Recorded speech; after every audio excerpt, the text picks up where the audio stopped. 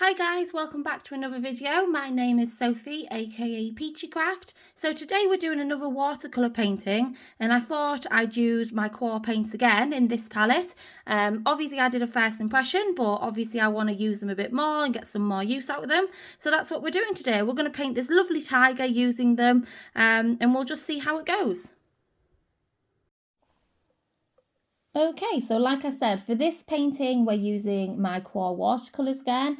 They were expensive, so obviously I want to get my use out of them, and I've already put them all in this palette, so they need using.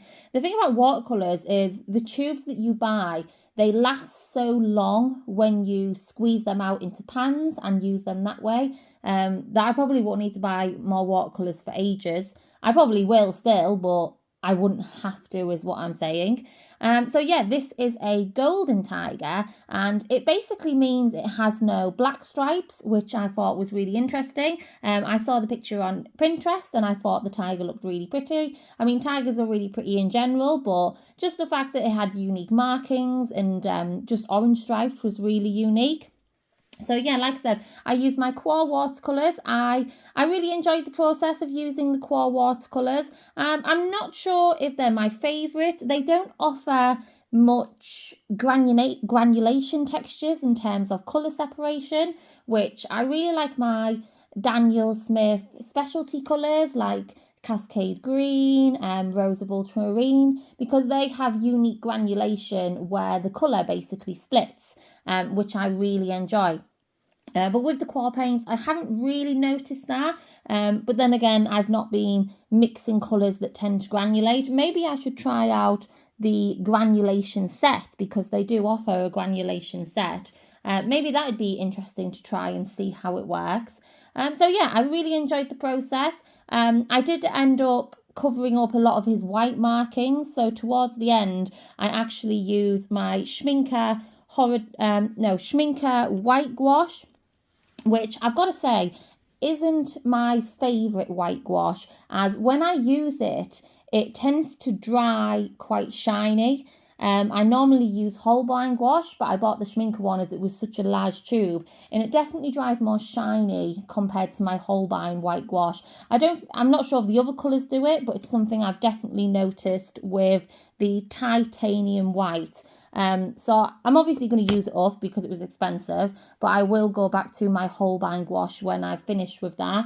And then for the stars, because it has a nice rich green background, I decided to add gold stars instead of white. So I used my Holbein Antique Rich Gold, which comes in the autumn sets. The sets that you can buy, they're really good, especially the season ones, because they come with really unique colours. So far I have the spring and autumn one. The summer one hasn't really stood out to me because it just looks like basic colours that you'd find in most sets, but they're a bit brighter.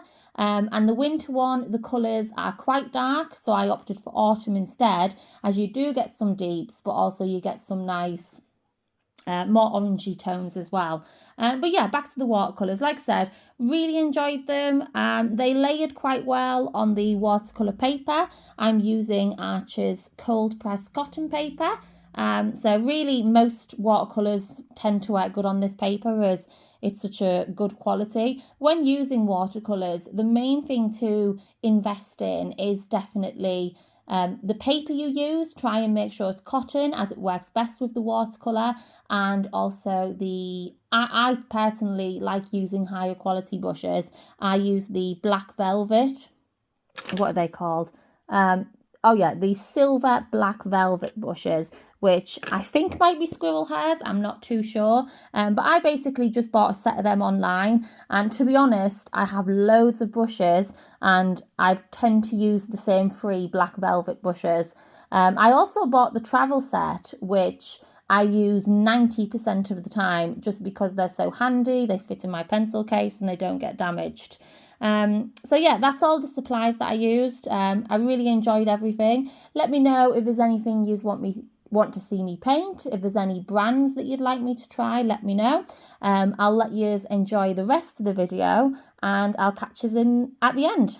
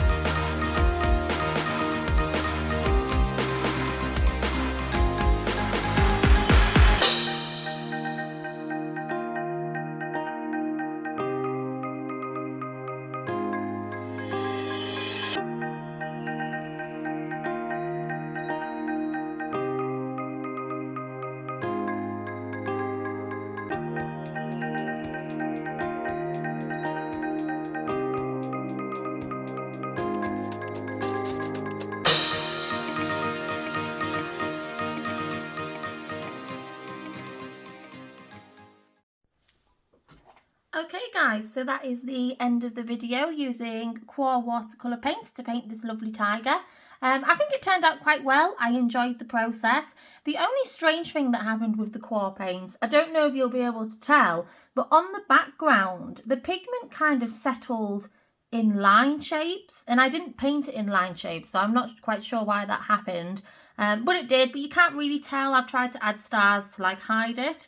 I added some white gouache on top to add the opacity of the white markings, and also for the little stars I used Holbein Antique Rich Gold, which was in the autumn set.